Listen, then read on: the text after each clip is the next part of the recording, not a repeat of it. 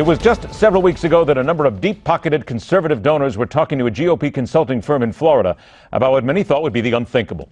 Look into the possibility that if Donald Trump locked up the nomination before the Republican convention, how difficult, nerve-wracking, perhaps impossible would it be to mount a late independent run for the White House? While there is no record of the response from the consulting group, there are rumors that memos were shot back and forth, including more than a few expletives and featuring words such as, "Are you nuts?" Technically, it is still possible. Some believe Donald Trump will launch his own version if he feels the GOP doesn't kiss his ring by Cleveland. But what would it take, and how smart or foolish would it be to even try? Our guest is the former Republican governor of New Mexico and the current libertarian presidential candidate. Welcome, Governor Gary Johnson, back to the Hardline. Governor, it's a pleasure to see you again, and there's the question for you. I know you're serious about this. Your people that support you know you're serious, but could you really launch a run this late and make a dent? Well, the Libertarian Party is going to be on the ballot in all 50 states. So I hope to be the Libertarian nominee. I'm the presumptive nominee. That means I'm going to be the only candidate on the ballot in all 50 states. You set the table properly. Could a Republican run as a third party? Well, yeah, they could, but they couldn't get on the ballot in all 50 states. At this late stage, it would be difficult to be on enough state ballots to actually mathematically even win the presidency.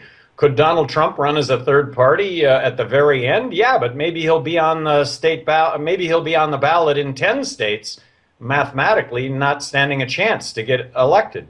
Governor, with all due respect, how do you then, as a libertarian candidate, convince people that you're serious, that you can run the country, and that you should be the person when you and I both know, quite frankly, if it's not Republican and it's not Democrat, most of the country doesn't even look?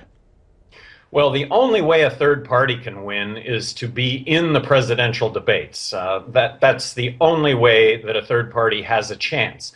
I polled nationally last week at 11%. The Presidential Debate Commission has said that you need to be at 15% to be in the presidential debates. So I think that that is all a very real possibility.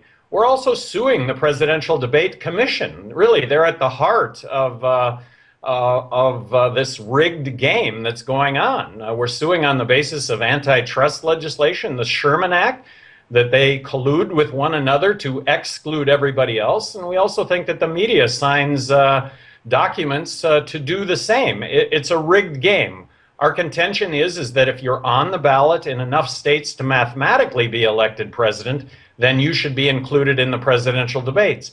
I have never had an issue with 15% qualifying you for the presidential debates. My issue is being in the polls that determine who's in the debates. If I'm in the polls right now, given that Hillary and Trump are the presumptive nominees, I think they're the two most polarizing figures in American politics today. I think I have a shot. They're the two most polarizing figures. I'll give you that. Some would also say Ted Cruz. But the big question still is, how do you get in there? How do you convince people, Governor? Because they don't hear your message. It sounds like they don't want to hear your message sometimes.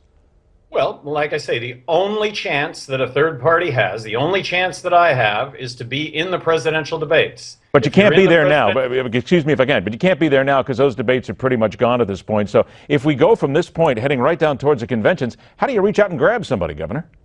Well, it's a chicken and egg thing. If you're in the polls and you're actually polling at 15% or 20%, believe me, media will reach out and in fact convey the message that I'm trying to send, and that's one of smaller government, and that's one of individual freedom and liberty, and that's what this country is all about. I think the majority of Americans in this country are libertarian. They just don't know it.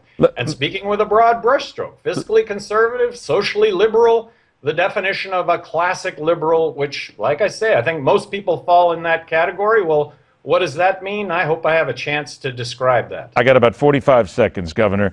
We have reports that Bernie Sanders backers are using nasty guerrilla tactics in emails to superdelegates. We have some people who say they're going to disclose hotel room numbers for delegates in Cleveland. We have a lot of hate, a lot of unhappy. How did we get here, Governor? How did we get here? And I want to make a pitch that everybody listening to this, watching this, would get online, get on the website isidewith.com.